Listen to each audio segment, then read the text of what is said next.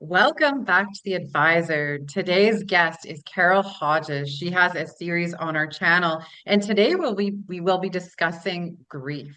So Carole is a transformational coach, helping women in their second act recognize their inner genius, rewrite the rules, and build a life that they're wildly in love with. No apologies and no playing small. She is the author of The Menopause Millionaire: Keys to Prosperity and Meaning in the Second Half of Your Life. It is a book that is as bold and brilliant and empowering as she is. So her story is nothing short of extraordinary. In 1 year, she faced bankruptcy, divorce, the loss of her home, and the unimaginable heartbreak of losing her eldest daughter to suicide. And just when she began to rebuild, her home was destroyed in a fire in October of 2023. So most people would have crumbled, but Carole rose. And so she doesn't just teach resilience, she really embodies it. Today's conversation, Carole will be joined by two grief counseling experts, and they will be exploring one of life's most inevitable and transformational experiences, which is grief. So together, they're going to unpack the many faces of loss, speaking about how grief shapes our health, our spirit, and ultimately our awakening. So joining us are these wonderful ladies. Carole's going to introduce the two grief counseling experts that are here. Before I give her the floor, I just want to say thank you to Dr. Bradley Nelson for your sponsorship. Thank you to iHeartRadio and to our audience and our fans. You want to stick around for this episode. And before you leave today, please do not forget to like and subscribe. So, Carole, it's really great to see you again. I'm going to let you have the floor and introduce your experts that are here. Wonderful. Thank you so much, Lisa. And I will say it's been interesting talking to people about grief because grief, I am finding in the second half of life, it comes up more and more. And it's something no one wants to talk about. It's one of those things that people would just prefer to hide, yet it is like a stopping point. I will tell you, when I lost my daughter, as well as my home, my marriage. It was only 2 weeks after her funeral that I started a new job. And I did not want anyone to have any idea what was going on in my life. I was hiding it because I needed those things. I needed a job, I needed the income coming in. So there are reasons why people sometimes hide grief, yet a dear friend just lost a relative, and I'll tell you, it stopped her in her tracks. Grief is one of those things that we will all experience. Mhm. And so tonight we have, or today, we have the opportunity to really dive in and understand a little bit more about it because grief isn't just for death, it is for other things in life too. And to help me with that, I am so pleased to have several marvelous grief coaches with me. They deal with this in all sorts of situations. And the first one I'm going to introduce is Maryann Udell. She is a best-selling author, speaker, and certified coach experienced in managing loss and grief.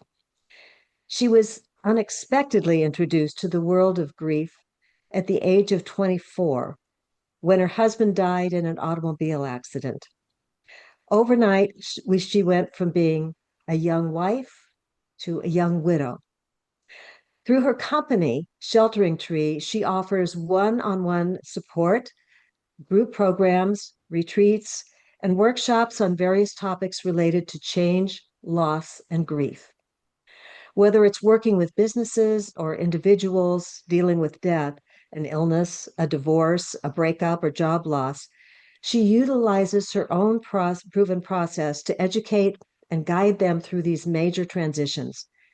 She helps them make peace with the past so that they can embrace the promise of their future. Yeah. So, Maryann, I'd like to ask you a question. Sure. And so tell me, what do you find is one of the biggest things about grief that stops people in their tracks? Well, first of all, they don't understand it. and, and like you said just a little bit ago, we don't talk about it enough. So there's a misconception about how long it will take, and there's supposed to be an end date, and it's only related to death. I and they don't want anyone else to feel bad. Mhm. And then they have thoughts about, I'm doing this wrong. There's something wrong with me if I still feel this way.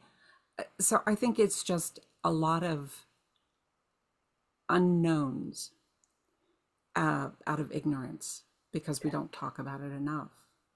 So a part of my mission is to help educate more about grief because unless we talk about it, we'll never talk about all of the different reasons you grieve or the different ways that you grieve or that everybody does it differently. Um, there's just so much that people think they know, but very little that we actually do understand. Yes, and that's beautiful because I think you mentioned that everybody does this differently. There's no one right way to grieve. And I'd like to introduce my second guest. She is someone who spent 3 decades as a funeral director, walking alongside thousands of families through their darkest moments. But Diana Camba discovered that some of the deepest grief that she witnessed wasn't at funerals at all. It was in the invisible losses that society does not acknowledge. After experiencing her own invisible grief through divorce, job loss, and major life transitions, Diana created the Seasons of Healing framework to help women transform losses that don't come with casseroles or sympathy cards and make that into meaningful purpose. She specializes in what she calls invisible grief, the grief of identity loss, ended relationships, unrealized dreams, and life transitions that leave you questioning who you are. Diana believes that when grief is witnessed with love, it becomes a doorway to deeper meaning. So, welcome, Diana. And I Thank you, have a Carole. question for you. Yeah, I'm so glad that you're here. And I have a question for you. Let's look at kind of the basics. Let's describe it. What is grief? Mm. Grief has so many different avenues and pictures. Um, Really, it's different for everybody.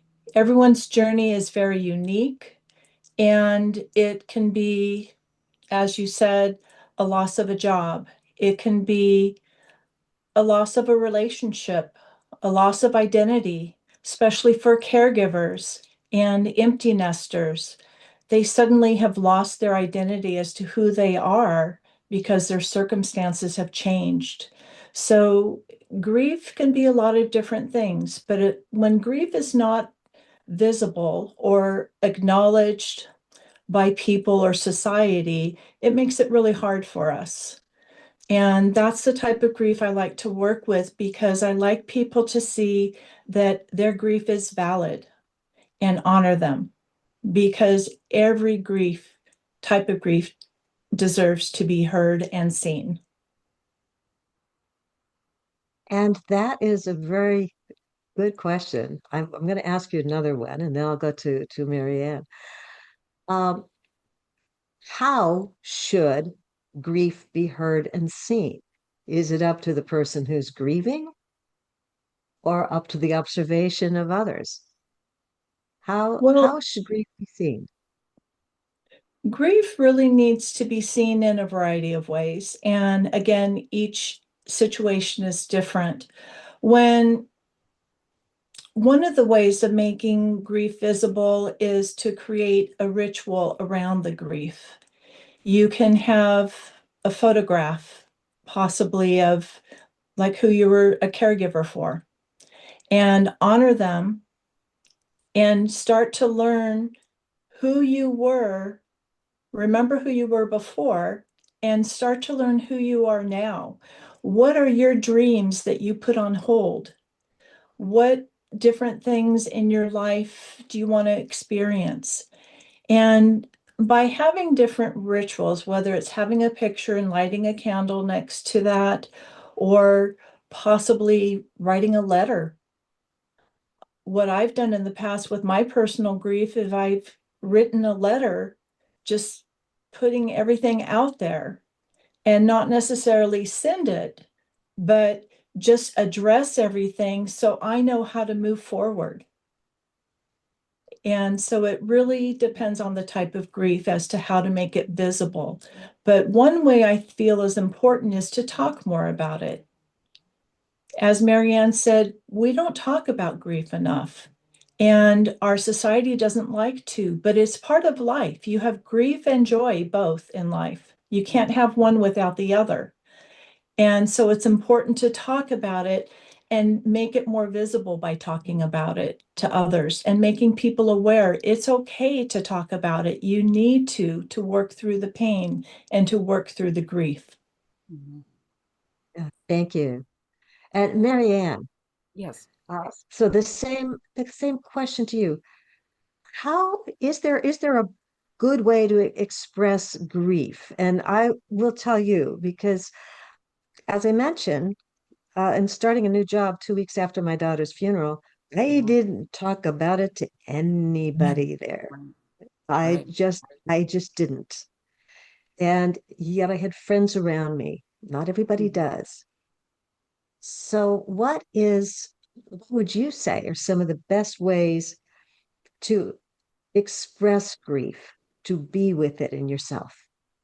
Well, I think that the first thing you want to be able to do is just acknowledge whatever feelings you're having. I always suggest to my clients that they start each day with, how am I feeling today and why? Because once you become more aware of your feelings and can notice what is causing the certain feelings, for instance, in your situation, Carole, at work, that you did not have anyone to talk to. So maybe you felt frustrated or isolated or lonely at work. Acknowledging that, and then when you are in touch with your friends or when you have time to write in a journal, you can write about those things.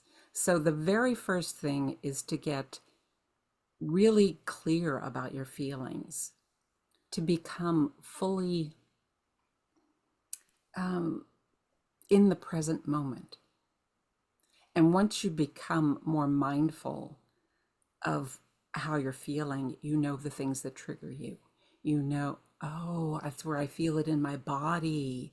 Oh, that means this. Okay, I think I need to go in the bathroom and have a good cry for 5 minutes. um, or go for a walk around the block. So you start coming up with strategies to ground yourself and to get some of that feeling out. And just because the waves will keep coming, there's always going to be new stuff popping up. And once you get hit, you have to figure out how to surf yourself to shore. And that's what the resilience is. It's not that you push aside all the feeling, you just take care of it later. You ride it. And that's probably what you did. Once you got to your friends, you were able to talk about your feelings. If I Is that how it happened? And yes, that is how it happened. I was very fortunate that I had been in the same community since my daughter was 5, Mm, and she was 25 when she passed. mm, And these women, we had seen a lot of things together. They didn't need me to talk about it. In other words, it was a period of time they just knew. right. They knew they had come over with food. And I tell you, if they hadn't come over with food, I probably wouldn't have eaten. I did not know why people brought food when there was a situation like this until I experienced it Yeah. and realized I didn't have it within myself to go to the grocery store because I wasn't hungry. I was overcome. Yeah.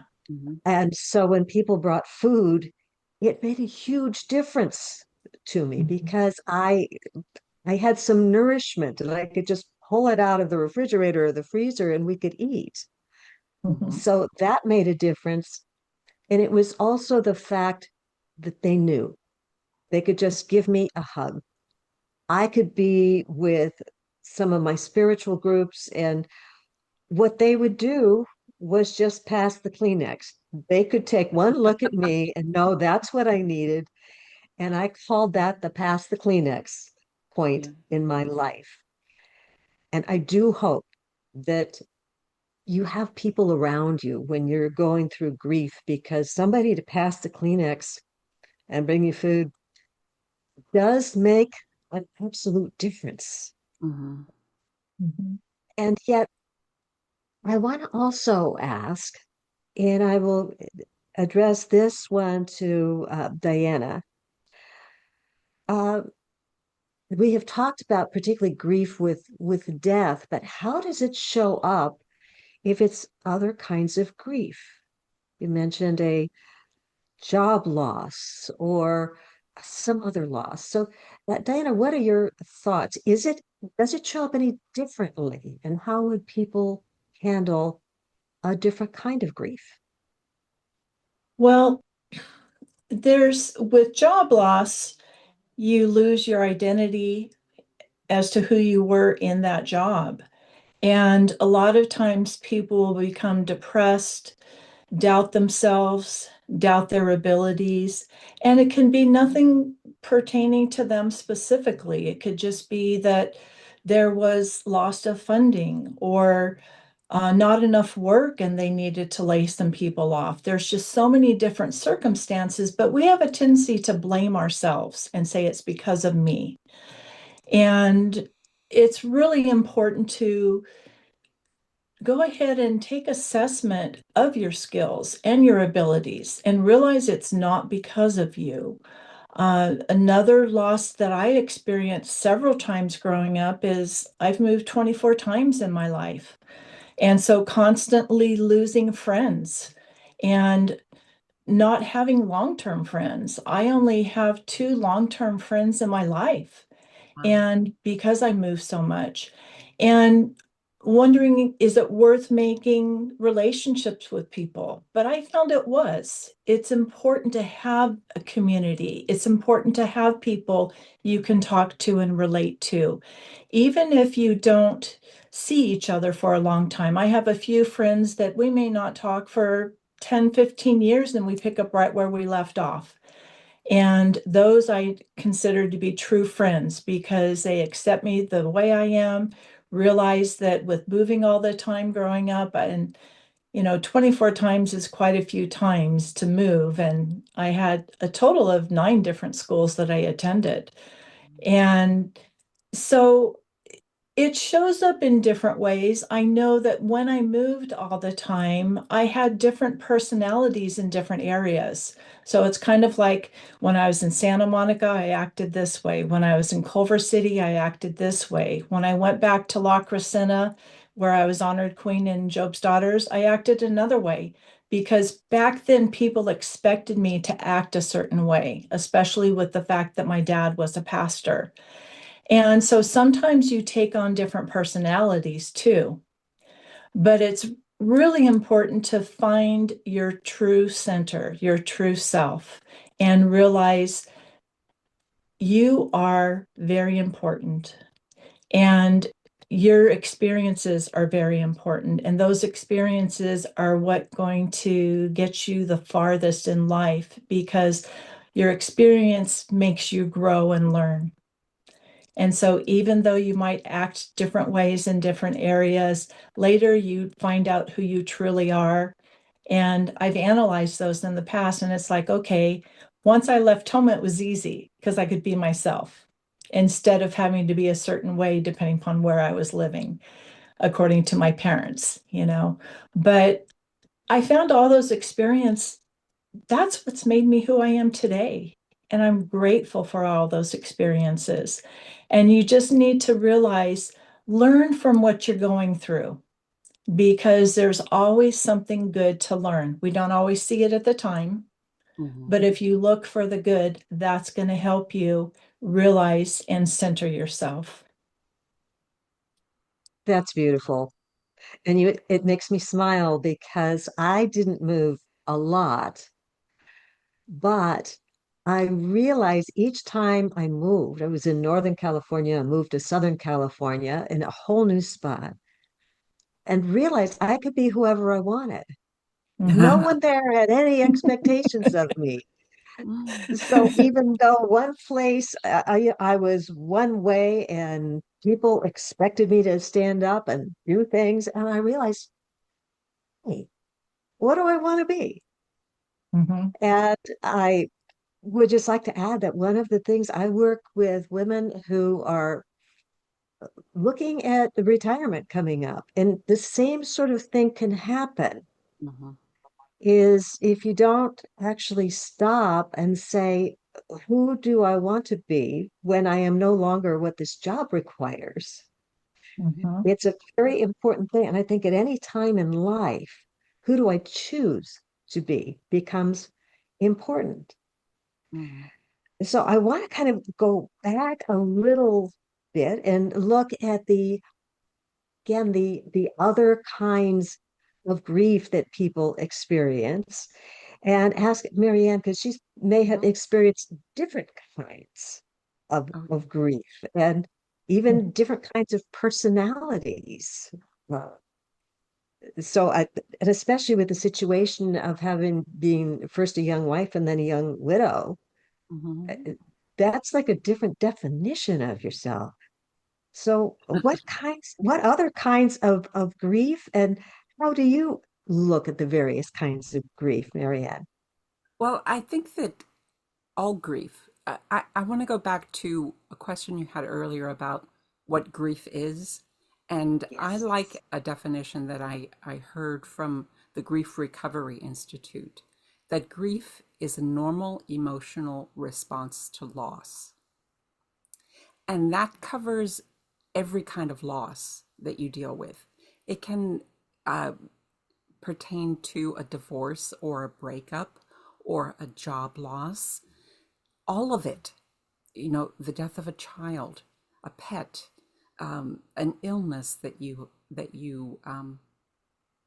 are diagnosed with, or someone else is diagnosed with, or needing to help your mother get into a long-term care facility. All of that is loss, and all of that is grief.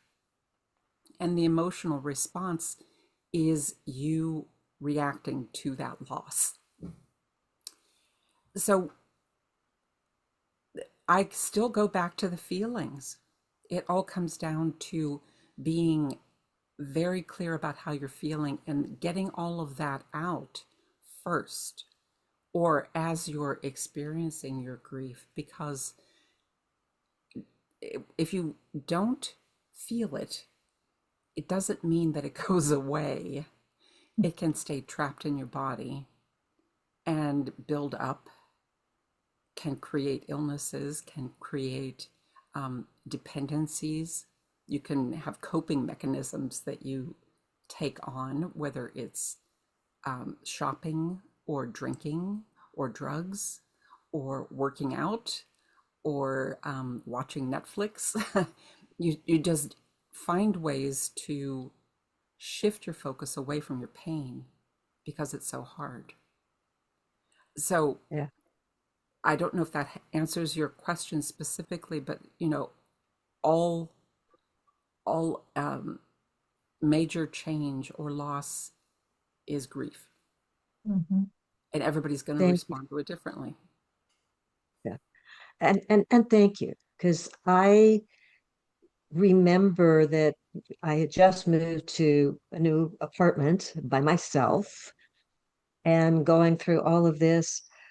I was a dancer and I listened to music a lot. And Mhm. all of a sudden, I couldn't do that and I couldn't just be alone. I found that I moved into this apartment. I put the television on news and pretty much somebody talking in the background gave me a sense of comfort. So if I wasn't with friends, I had the television on, tuned into news. Mm. For me, it was about 2 years after my daughter died that I thought I'm doing just fine. And then one day I walked outside and I looked up, I saw blue sky and clouds Mm. and realized I hadn't noticed that for the last 2 years. Yeah. Wow. I just hadn't noticed. So people do this in all sorts of ways. But my next question is really, I think, something very important for people who are going through it, which is some ideas in how to help themselves. Why is it taking so long to feel better? And how can I help myself?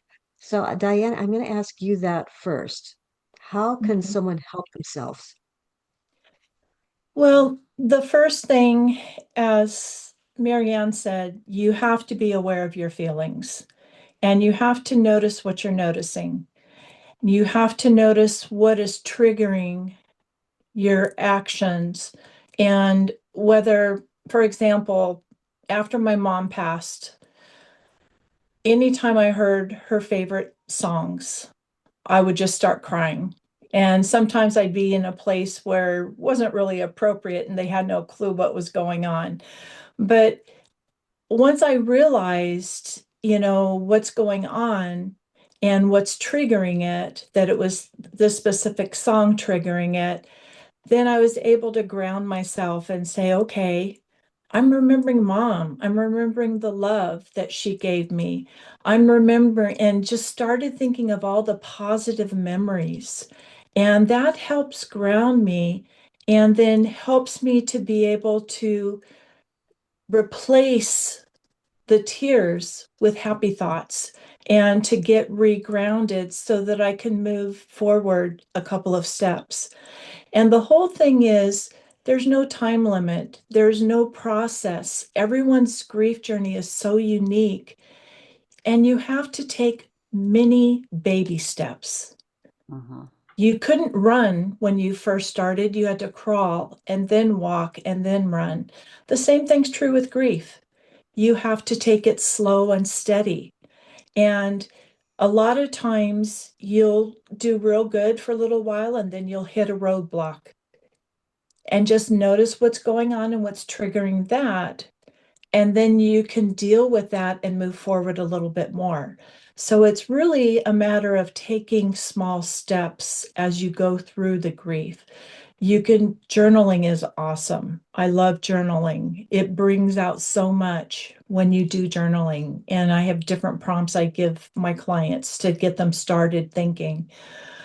Starting different rituals, maybe light a candle at night and just think of your day and all the things that happened the day. What were the good things? What were the bad things? Say goodbye to the bad, celebrate the good, and what can I do tomorrow that's even better than what I did today?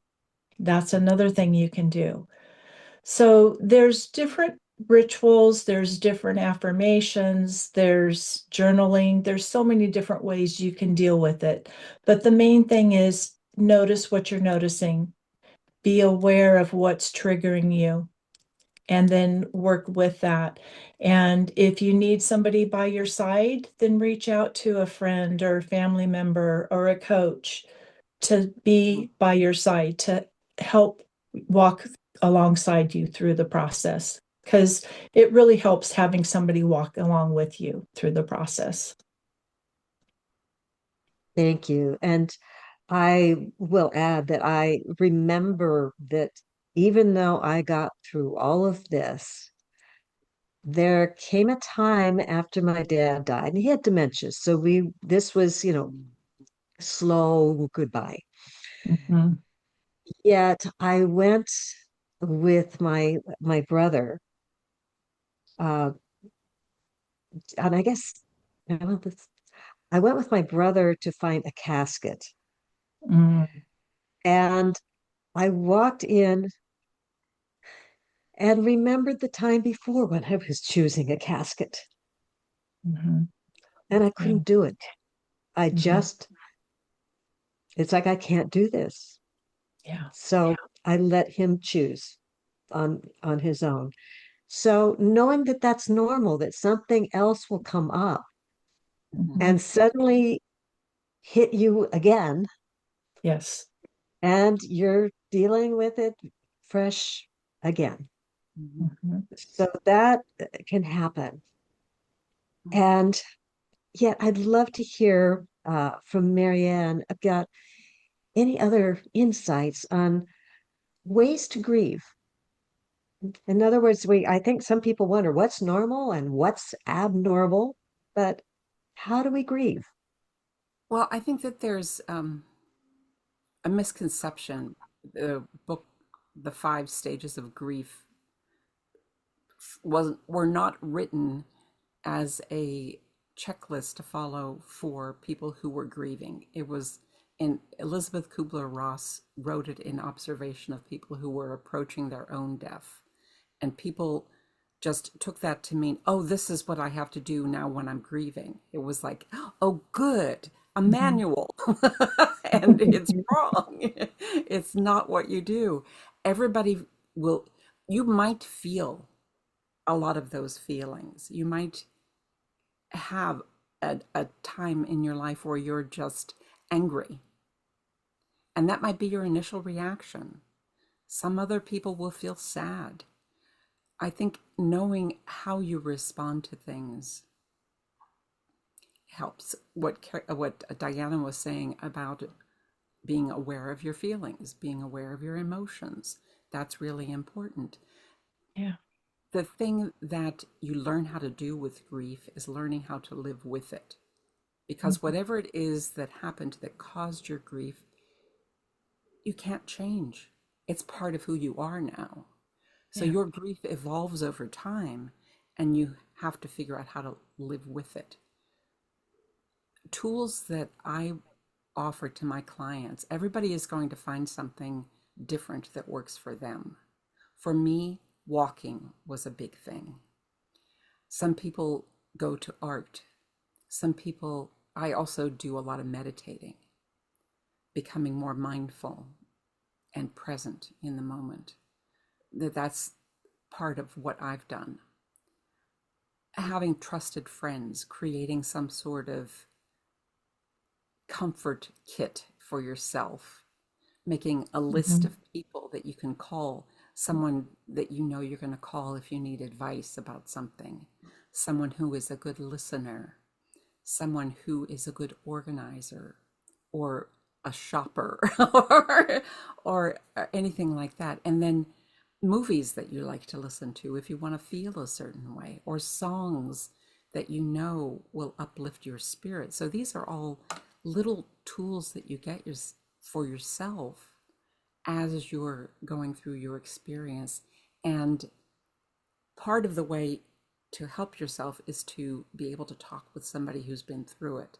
And that's where Diana and someone like me come into play, where, or even for you, Carole, being able to talk to you, knowing that you've experienced these certain things, there's just an understanding that you don't have to explain certain Mhm. things, that you just say, oh, and when this happened, did you, oh, yes, yes, yes. So there's just a shortcut, and you understand each other without explaining a lot. It helps to work with someone who will listen and who will help to guide you along the way. Th- Companioning. Thank you. And yes, that I found to be so valuable because years ago I coached for Harv Eker. I was one of his coaches. Mm. They often gave me women, particularly, who had lost a child. They'd Mm-hmm. lost someone. And I never told them what was my background until at some point, inevitably, they would come up and say, "You cannot understand what it is like to lose a child." And I could say, "Yes, I can. Mhm. Yes, I can." Yes. Because it does make a difference. And you've provided so many good things because I also talk to people about noticing what you're noticing. In other words, Mhm. noticing your feelings because that becomes a point of choice. Once you notice them, you can make your next choice as to whether you need to stay in that feeling or Right. not, Mhm. or what exactly you will do Mm-hmm. by noticing. So I'd like to kind of start wrapping it up. You've given so many wonderful tips here. And I think we've uncovered that there's no one way of doing things. But I'd like to ask each of you if there's a thought that you'd really like to leave people with. You both do a wonderful job in coaching people. Who should give you a call? What is their signal, their feeling, their that would have them reach out and have a grief coach? So, Diana, could I start with you? Sure. Um, Basically, if you're feeling lost, if you're wondering, who am I now since this has happened, then I think Maryann or myself or even you are good people to reach out to. That's when it helps to reach out to somebody, sometimes somebody who doesn't know you, because we can help you dive deep into yourself and bring forth who you are. Because most of the time, you know within yourself, you just need some questions asked. You need some guidance as to how to bring that new person who's always been there forward and discover your new identity, who you are now as a result of these things that have happened. Because it can be not just one thing, it could be a variety of things that have happened that have made you wonder, who am I now? And so I would just say anybody who's questioning their new identity with whatever loss you have had, that's that's a good time to reach out. Yes, thank you. And Maryann, so same question. What would you say? When is the time that someone could recognize they really should give someone like you a call? Well, um, feeling lost is a big thing, but I think it's also there must be something wrong with me. Mhm. Why am I still feeling this way? It's been this many months or this many years, and I still feel like there's something I'm not getting. I still feel stuck in my grief. That would be a good person that would that I'd be able to help. And it could be, well, my kid's going off to college and I'm getting ready to retire, and now what? Mhm. So it's anytime you feel you need some grounding and clarification and strong support for guidance. Thank you. And yes, that's exactly it. There is a link in most coaches of some of the same things that you're going to hear, and noticing what is going on in your life and knowing that you always have a choice. Mhm. So thank you. It's been wonderful to have you here. And I'll see if Lisa has any final questions. Lisa, I am here, but I can't get myself to reappear for some reason. I think you guys did a beautiful job of illustrating what grief is and what grief isn't. And it was so beautiful hearing all of your stories and suggestions and really just giving people reassurance that no matter what's happening, it's okay. There's no there's no like playbook for what to do and like There's stage one and five. There's like it goes from stage one to five, then back to stage one, and the process isn't linear. So I think people will really get a lot of value hearing that, and they're gonna feel like no matter where I am, I'm okay, and it's okay not to be Mhm. okay. So yeah, it Yeah. was brilliant. Thank you guys so much for illustrating that so wonderfully. Do you guys have anything else to say on that point? Does it like get better, or what are the signs that grief you're through the stages, or does it kind of go on and forever? It evolves. Mhm. Grief evolves. So it will, um, and because it happens so slowly, you might not notice it, but if you keep track of how you're feeling on a regular basis, once you become more focused on how you're feeling, you can, over the course of a month, just sort of keep track. And, at, and then you can look back and say, oh, I'm happier now. So Mm, it happens slowly and you just evolve with your grief. mm, I don't know if either of you want to add anything. Well, you do evolve and you learn how to move forward and carry that love and with you in a new way. mhm, And I think that's important to realize that you're not going to leave anything behind. You're going to be able to move forward and bring your feelings and your love and all of your memories with you. They never die. My best friend was murdered 2 weeks before her ninth birthday when I was 9. And that was 56 years ago. And I was blessed to visit her grave last week when I was in Arizona. And Michelle has been with me every day for the last 56 years. And I've carried her in my heart along with the memories and the joy that we had. And I do this in honor of her because I've learned to carry her love and our friendship forward. And I think that's so important to realize they're never going to leave you, they're going to always be with you. Yeah. And I'll add briefly that I find with in the second half of life that you can look back and connect all the dots. So all the people who have been important to you, all of the things that you Mhm. learn, they begin to come together and create the genius of you, the unique person Yeah. that you are. Mhm. And that is a wonderful thing. All of your experiences there. Definitely.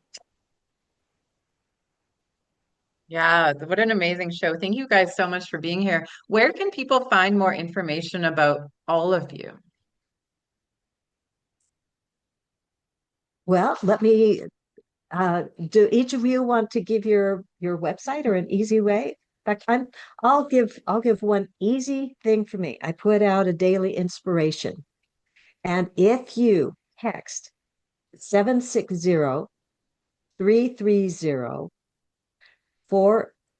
760-330-4568 and text the word smile, you will get a daily bit of inspiration from me. And I'm at Camba, CAM as in Mary, B as in boy, A, coaching.com. And I offer a invisible grief assessment to help you see where you are in your journey. Um, you can reach me at yourshelteringtree.com and you can get a list of tips to find more mindfulness in your life. Amazing, amazing. We will make sure to link those in the show notes. And again, thanks so much for being here. And to any of our listeners out there that might be going through grief, maybe this is your sign that it's time to reach out to one of these lovely people and don't do it alone. Community is so important. Don't do it alone. Wherever you are is where you're meant to be. Until next time, take care, everybody.